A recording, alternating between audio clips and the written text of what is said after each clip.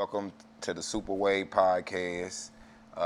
It's another episode. We're going to be talking about the basics of financial literacy.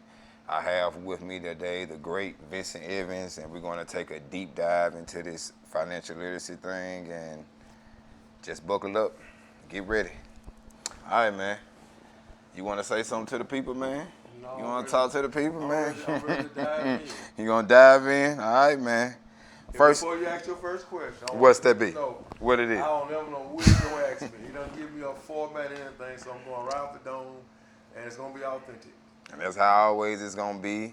I don't want nothing. I called it premeditated. I want him to know nothing we talking about. So everything he says is authentic. It's nothing scripted. So that's how we gonna always come. So jumping off right into it, explain to me how would you define financial literacy? Well, I would define my best definition of financial literacy is to know finances as it pertains to you being able to reach your dreams and goals. Okay. Okay, so for me, financial literacy would be to know what it is strategically on how I have to position myself and what to do with my money in order to reach my dreams and goals. That's the difference between financial literacy from a mental standpoint and having financial stability from a spiritual standpoint. Right. So a spiritual standpoint would be me learning it from a standpoint of who I have to become to have the discipline to implement these financial strategies. Right. But the actual strategies will be the mental part that I have to do to find the knowledge on what one must do. Okay. So if we just had let's say we talking to a 6-year-old or a 7-year-old, and you had to tell them the definition of financial literacy, what would you say? Well, I haven't ever written it down, but I would stress to them that they need to learn the purpose of money first and foremost. How money works. Yeah, how money works, but what is the purpose of money? Right. See, most people, where I came from, thought the purpose of money was to pay bills. Okay, and that was the mindset they had. Right. And it could be considered a poor mindset. Like go to work and pay bills. Yeah. Right. And so once I started to hang around middle class people, I started to realize that their philosophy was to pay bills on time, so they can build their credit, so they can live above their means. And then when I started to hang around rich people, I realized that their biggest thing was to make enough money, to earn enough money to live their dream lifestyle, right? Not have to credit it. And when I started talking to people with a wealthy mindset, their philosophy was to be able to make enough money to be able to make the right investments so they can not just live off what they earn, but live their dream lifestyle off what their money earns, freeing up their time, buying their time back. Now they can have both their money and time. There's a lot of rich people that have a lot of money coming in, but they have a lot of time. Right. But I wanted to pursue true wealth from the inside out, where I will have both time and money. And then, what is it to gain the whole world and lose your soul? Right. So we teach building wealth from the inside out. You have to be wealthy here first. Okay. So basically, financial literacy, if we was telling it to a 7-year-old, would be how money works, learning how money works. Exactly. You start with the basic things like a budget, how to construct a budget, what's the purpose of a budget. Right. And then you start teaching different rules, like the rule of 72. You start teaching that early and start making that part of their math, learning, their education. Okay. So, what age were you when you first started learning about financial literacy?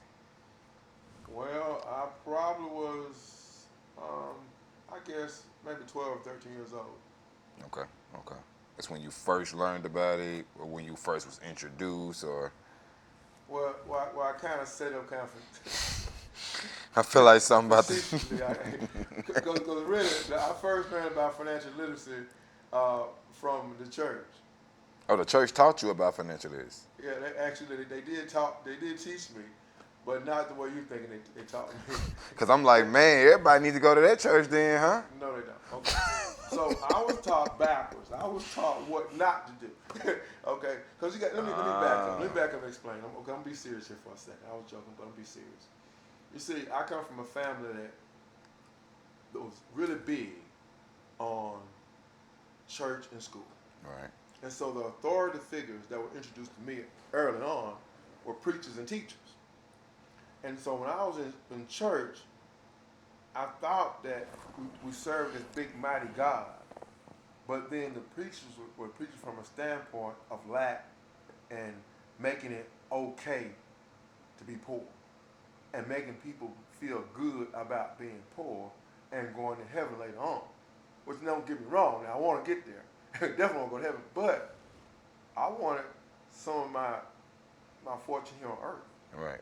And so I could understand as a child why they're always teaching lack, and the Bible talks about abundance. And so once I started to read the Bible for myself, I started to realize that they had taken the most empowering book in the world, which is the Holy Bible, and used it to disempower God's people, and made it feel okay to be mediocre when God has so much more in store for us.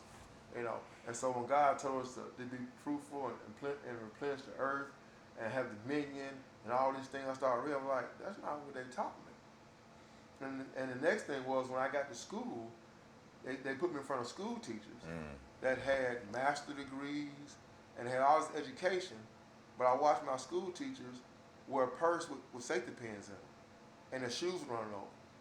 And my girlfriend was dressing better than my school teacher, and she worked at the mall.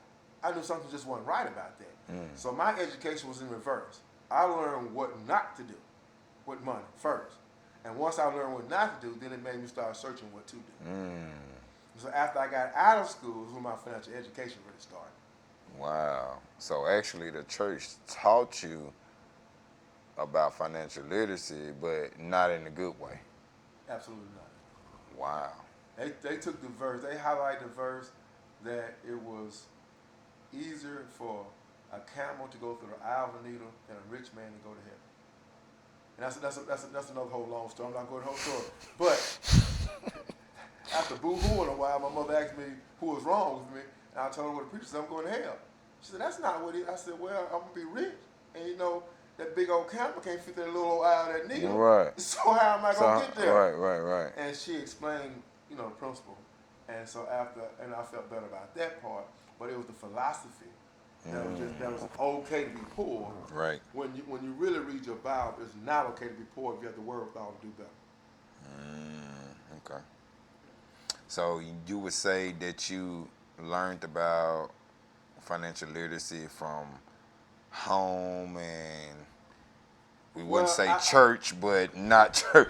Okay, well, now in my household, we learned about the basics in terms of being able to run a household, do a budget, save your money, plan for a rainy day. Okay. We learned those basic things. Now they did teach us those things. Oh, when you said your mom, you were saying she was referring to when you said that you're gonna go to hell because you're gonna be rich. Yeah. Oh, okay, I got you now. Okay, so she okay. cleared that up. And I come from, my family always made me, taught me to believe in myself that I could do anything. Right. We can do all things who Christ has strengthened us. So we were taught that. Amen. But what I think, what the challenge I had was that in our communities, we don't talk about money enough around the dinner table. And so when you deem the church and the school as an authority of where we get our knowledge from, then we as children just assume we're going to get our financial knowledge from them as well.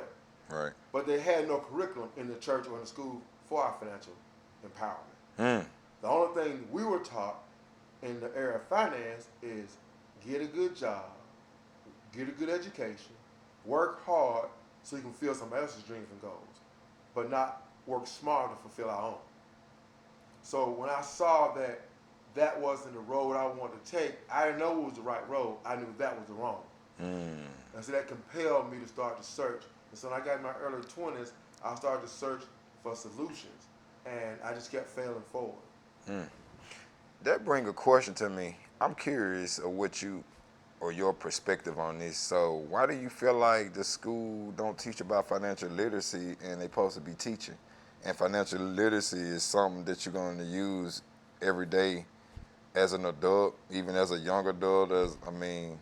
Well, if they, I wonder why they don't teach. I wonder your opinion on it. Why do you feel well, like the school don't teach financial literacy, I mean, or even the church? Nah, but the school, seriously. well, I can talk about both of them.